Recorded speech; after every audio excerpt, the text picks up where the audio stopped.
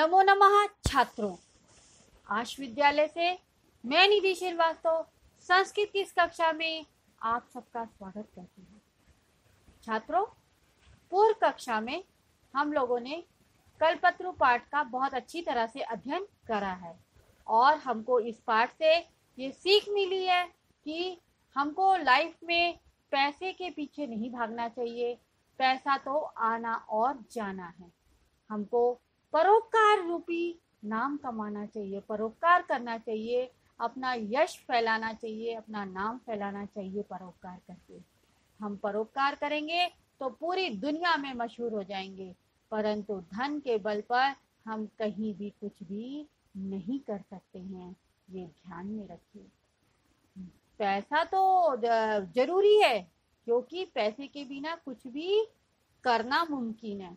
क्योंकि बिना पैसे तो आज हम दुनिया में सर उठा के चल भी नहीं सकते, परंतु उस पैसे के साथ साथ नाम कमाना भी बहुत जरूरी है। अगर वो पैसा आप परोपकार की भावना में लगाते हैं, परोपकार के रूप में लगाते हैं, तो आपका नाम बहुत ऊंचा उठेगा। ठीक है छात्रों, तो पिछली कक्षा में हमने आपको षष्ठ भाग में बताया था प्रश्नोत्तर अभ्यास माला 1 के, और उसमें हमने 3 प्रश्नोत्तर बताए थे। आज हम अभ्यास माला 2 लेकर आपके सामने आए हैं और इसमें हम आपको आगे के क्वेश्चन प्रश्न नंबर 4 से आपको इसमें बताएंगे।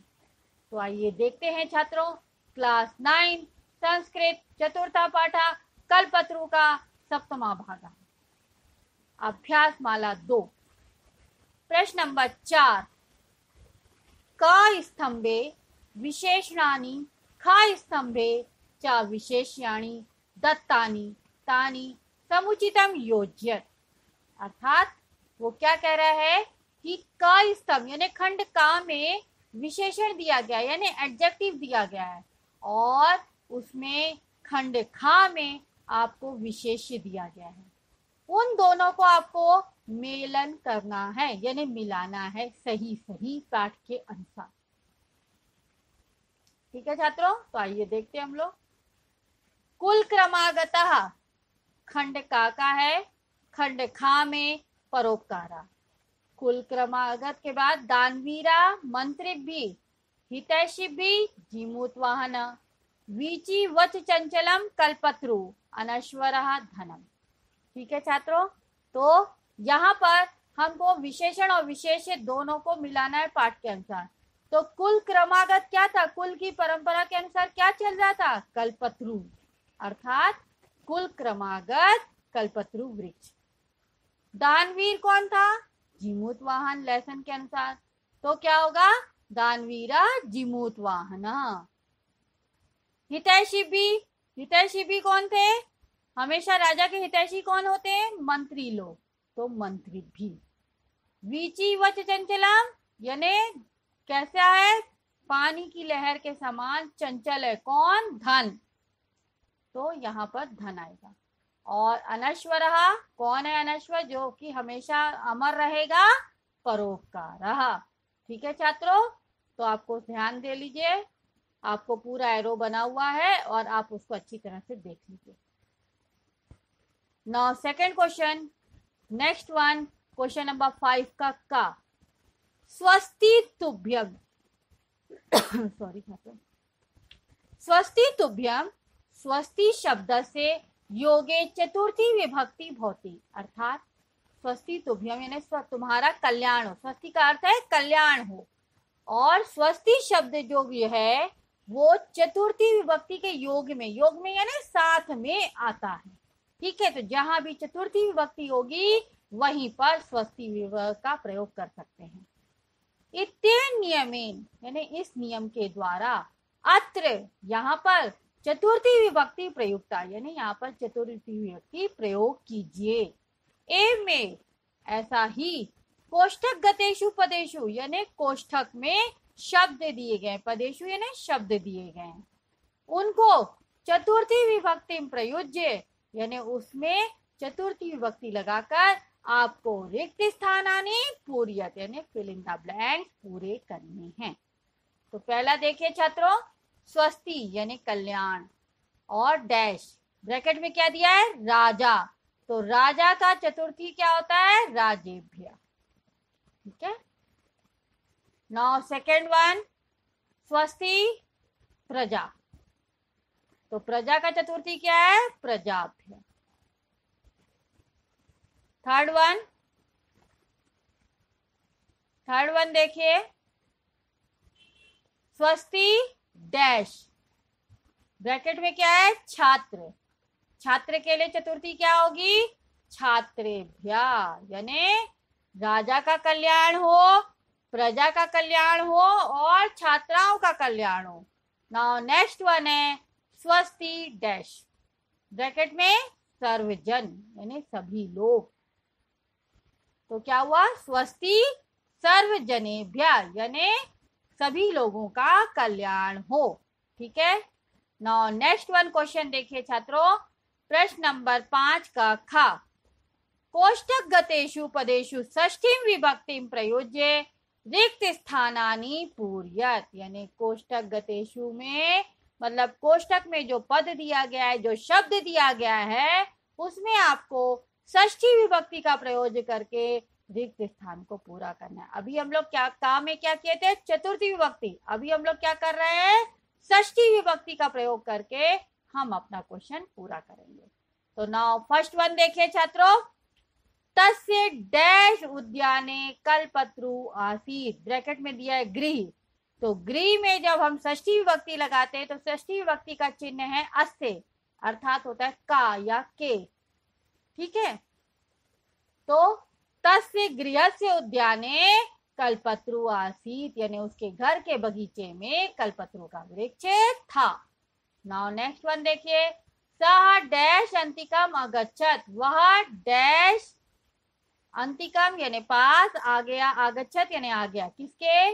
ब्रैकेट में दिया है पितरी। तो क्या हुआ छात्रों? पितरी का षष्ठी पितु, तो वह अपने पिता के पास आया। Now next one third one देखिए छात्रों, डैश सर्वत्र यशा प्रथितम यानी उसका यश, उसका नाम सब जगह फैल गया। ब्रैकेट में दिया है जीमूत वाहन। तो जीमूत वाहन में हम षष्ठी लगाएंगे तो क्या होगा? जीमूत वाहनस्य। Now next one, I am dash तरु, ब्रैकेट में दिया है किम। तो आई एम डैश तरु यानी यह डैश का वृक्ष है। तो किम, किम यानी किम का षष्ठी में लगाएंगे तो क्या होगा? कस्य। तो यह किसका वृक्ष है? ठीक है छात्रों। नाउ नेक्स्ट वन देखिए, क्वेश्चन नंबर 6, स्थूल पदान्यधिकृत यानी स्थूल यानी मोटे अक्षर के द्वारा, अधिकृत यानी उनके ऊपर आधार पर, प्रश्न निर्माणम कुरुत यानी आपको हाईलाइट वर्ड दिए गए हैं स्थूल करके, मोटे करके, उसके आधार पर आपको प्रश्न निर्माण करना है यानी क्वेश्चन मेकिंग करनी है। क्वेश्चन मेकिंग का फर्स्ट एंड लास्ट रूल क्या है कि क्वेश्चन बनाते समय हमको क्वेश्चन मार्क का चिन्ह जरूर ध्यान में रखना है। विदाउट क्वेश्चन मार्क के चिन्ह आंसर रॉन्ग होगा। ठीक है। तो अभी देखिए छात्रों, हम यहाँ पर इस स्लाइड में हम आपको हाईलाइट करके नहीं दे सकते हैं, मतलब उसको स्थूल बना के नहीं दे सकते हैं, तो हमने उस वर्ड को अंडरलाइन किया हुआ है। तो आप ध्यान से देखिए कि जो वर्ड का हमको क्वेश्चन मेकिंग करना है वो वर्ड में हमने अंडरलाइन किया हुआ। तो पहला देखिए, तरो कृपया सह पुत्रम अप्राप्नोत, तरो यानी वृक्ष की कृपा से वह पुत्र को प्राप्त हुआ, प्राप्त किया, उसने पुत्र को प्राप्त किया, किसके? कल्पत्रु वृक्ष की कृपा से। तो तरो में लगा है अंडरलाइन, तो तरो के लिए होगा कस्य यानी किसकी कृपा से? वृक्ष की कृपा से। तो कस्य कृपया सा पुत्र अप्राप्नोत question mark. Now second one देखिए, सह कल्पतर्वे न्यवेद्यत, तो सह यानी वह कल्पत्रु से निवेदन करता है। तो किससे निवेदन करता है? कल्पत्रु से। तो सह कस्मै न्यवेद्यत, तो कस्मै कल्पतरुवे की जगह में कस्मै आएगा। ठीक है। और क्वेश्चन में नाउ नेक्स्ट वन, धन दृष्टिया को अपि दरिद्रा नातिष्ठत यानी धन की दृष्टि से कोई भी दरिद्र यानी गरीब नहीं हो, ऐसा उसने सोचा था। किसने? जीमूतवाहन ने। तो क्या होगा? धन दृष्टिया में आपको क्या प्रश्न मेकिंग करना है। तो आंसर क्या हुआ? कया को अपि दरिद्रा नातिष्ठत, यानी कि वो कोई भी उसकी कया यानी किसके द्वारा कोई भी दरिद्र नातिष्ठत। नाउ नेक्स्ट वन, कल्पत्रु पृथिव्याम धनानि अवर्षत, यानी कल्पत्रु ने पृथ्वी में बहुत सारे धन की वर्षा की। तो अभी कहाँ पर? पृथिव्याम। तो हमने यहाँ पर पृथिव्याम में अंडरलाइन है, तो आपको पृथिव्याम की जगह में प्रश्न बनाना है। तो आंसर हुआ कल्पत्रु कुत्र धनानि अवर्षत, यानी कल्पत्रु ने कहाँ पर धन की वर्षा की? पृथिव्याम। जब भी सप्तमी विभक्ति लगती है तो हमेशा हमको कुत्र शब्द का प्रयोग करना होता है। नाउ नेक्स्ट वन, जीवानुकंपया जीमूत वाहन से यशा प्रसारतः। तो जीवानुकंपया में अंडरलाइन है, तो जीमूत वाहन से यशा प्रसारत। तो जीवानुकंपया यानी सभी प्राणियों की कृपा से जीमूत वाहन का यश सभी जगह में फैल गया। तो जीवानुकंपया में अंडरलाइन है, तो आंसर क्या आया? कया। कया जीमूत वाहन से यशा प्रसारत एंड क्वेश्चन मार्क, यानी जीमूत वाहन किसके द्वारा? जीमूत वाहन का नाम यश फैला जीवानुकंपया यानी सभी प्राणियों के उससे। नाउ नेक्स्ट वन क्वेश्चन देखिए छात्रों, प्रश्न नंबर 7 का यथा स्थानम समास विग्रह च कुरुत, समास विग्रह करके आपको लिखना है।